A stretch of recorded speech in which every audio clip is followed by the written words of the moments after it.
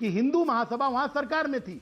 आपको ये जान के बहुत हैरत होगी कि भारतीय जनता पार्टी जनसंघ के पितृ पुरुष श्यामा प्रसाद मुखर्जी मुस्लिम लीग की सरकार में बंगाल में उप मुख्यमंत्री में थे और उन्होंने गवर्नर जनरल को चिट्ठी लिखी कि अगर देश का बंटवारा नहीं हो सकता तो बंगाल का बंटवारा जरूर होना चाहिए। 1941 में 16 जनवरी को, जब आपको पता है जर्मन दुभसिया बनकर हमारे नेताजी सुभाष चंद्र बोस इस देश को छोड़कर देश की सीमा के बाहर लड़ाई लड़ने गए, उसी 1941 में यहां पर अपने 23वें राष्ट्रीय सम्मेलन में सावरकर ने कहा कि हर हिंदू का कर्तव्य है कि वो नेवी में, एयरफोर्स में और फौज में शामिल अंग्रेजों की हो जाए और जो लोग इस सरकार को चैलेंज कर रहे हैं उनका दमन किया जाए। और हिंदुओं को गुमराह करके इन्होंने कैंप लगा के भर्ती कराई और आजाद हिंद फौज के जो लड़ाके थे जो देश के लिए जान दे रहे थे उनका कत्लेआम कराया।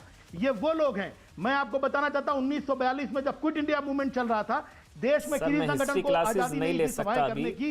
मैं कानपुर से आता हूं, मेरे शहर राम मंदिर पे डिबेट कर रहा हूं। इनका 24वां सम्मेलन हुआ और हिंदू महासभा के अध्यक्ष सावरकर जी ने वहां पर आकर कहा, मैं आपको बड़ी हैरत होगी ये बात जान के, उन्होंने कहा कि हर हिंदू का कर्तव्य है कि अंग्रेजों के कंधे से कंधा मिलाकर उनकी सरकार को उखाड़ फेंकने के लिए जो लोग जुटे उनका दमन किया जाए। ये इनका इतिहास है।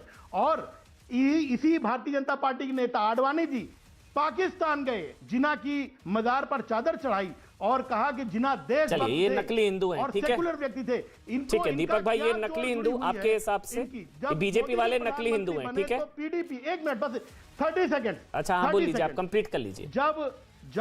जब मोदी जी प्रधानमंत्री बने, पीडीपी का आप संविधान देखिए, jkpdp.in पे जाके उन्होंने लिखा है हम सेल्फ रूल के लिए स्टैंड करते हैं, हिंदुस्तान को अपने कॉन्स्टिट्यूशन में बदलाव करना पड़ेगा, अपनी सॉवरेनिटी को कॉम्प्रोमाइज करना पड़ेगा। उसके साथ मोदी जी ने समझौता किया, बार बार इस देश को, हिंदुओं को गुमराह किया। ये उनके पितृ पुरुष जो थे 4, उनको मैंने एक्सपोज किया, पूरा देश इनसे सावधान रहे। और अब इन्होंने राम मंदिर के चंदे में चंदा चोरी की। मैंने मुकदमा किया हुआ है, मैं जा रहा हूं वहां पर, मैंने पुलिस में शिकायत की, जब नहीं हुई 156(3) में मैंने अयोध्या में कंप्लेंट की है, मैं अपीयर हो रहा हूं उसको बता रहा।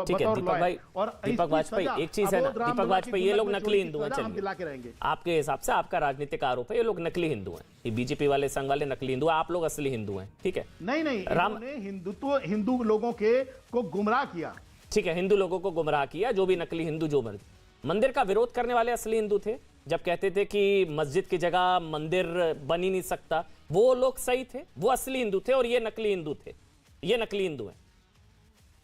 नहीं अमन भाई, मैं आपको बताना चाहता हूं, इस देश में हमने हमेशा ये कहा कि सुप्रीम कोर्ट पर आस्था रखिए। बाबा साहब अंबेडकर ने जो यहां, पता है हिंदुस्तान में यहां पर कानून का राज है, यहां पर लॉ का राज है। हमने कहा सुप्रीम कोर्ट का इंतजार करो।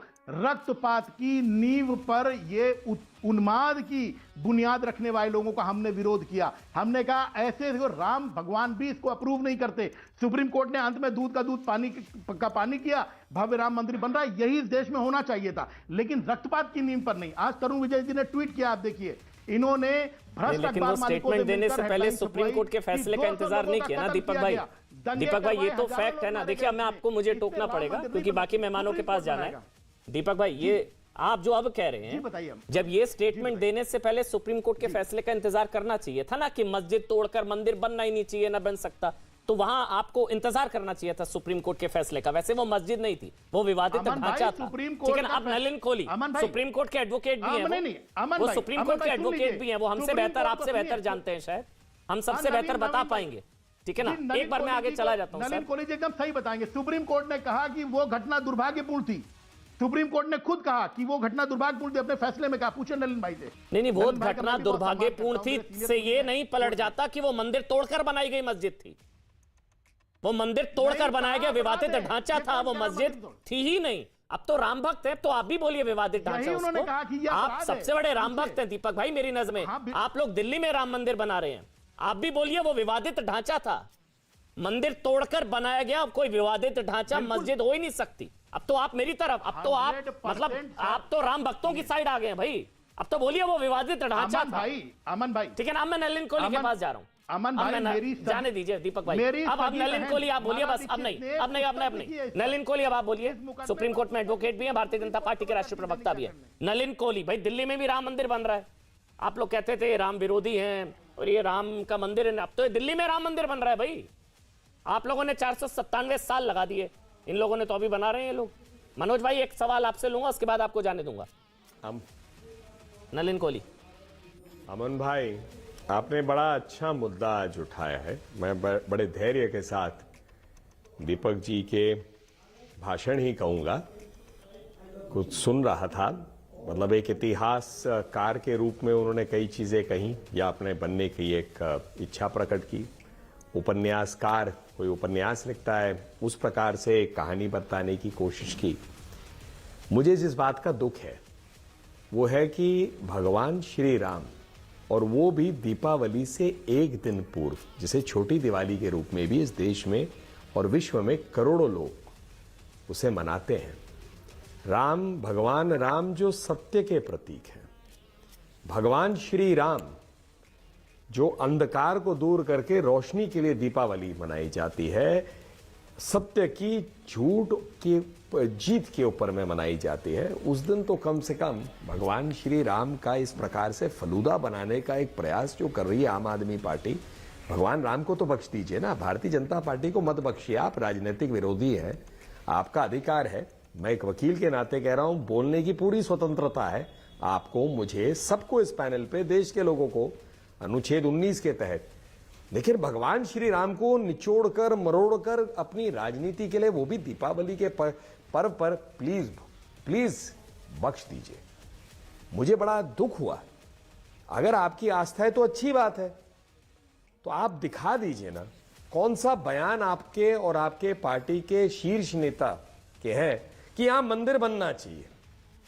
कह दीजिए, दिखा दीजिए, जनता को बताइए और गर्व से बताइए ना। मंदिर तो बन ही रहा है।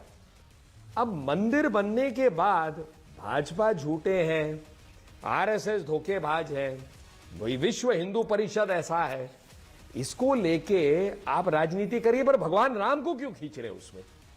मतलब आपको क्या, अगर आप में, मैं कहता हूं एक वकील के नाते, समानता फिर लाइए। आप अनुच्छेद 14 का भी प्रयोग करिए ना, फिर 19 का तो पूरा प्रयोग कर लिया, अनुच्छेद 19 का, बोलने की स्वतंत्रता। चलो मैं कहता हूं आपका अधिकार है, जो मर्जी कहे, मैं कौन हूं आप पर रोक लगाने के लिए? तो अनुच्छेद 14 का प्रयोग कर लीजिए। जब भगवान राम पर इतनी राजनीति आप कर सकते हो और इतनी चीजें कर सकते हो, तो कुछ धर्मों के साथ और राजनीति करके अपनी कहानी सुना दीजिए ना, ताकि देश के लोगों को लगे कि आप एक समानता से सबका ऐसे करते हैं। मुझे वो स्टेटमेंट भी याद है। मैं मनोज तिवारी, राजनीति के लिए कहां तक जाएंगे? मनोज तिवारी, एक, क्योंकि आपको जाना, एक बयान आपका। मनोज तिवारी आप बोलीजिए, क्योंकि मुझे याद है सिसोदिया जी भी चाहते थे वहां यूनिवर्सिटी बने। मनीष सिसोदिया भी चाहते थे कि भाई वो तो वहां यूनिवर्सिटी बना देनी चाहिए। मंदिर छोड़िए, मंदिर क्यों बनाना भाई? अब विवाद चल रहा, तो उससे पहले वो उस वक्त भी सुप्रीम कोर्ट का फैसला नहीं आया था दीपक जी, तब मनीष सिसोदिया ने कहा था कि वहां यूनिवर्सिटी बना दीजिए।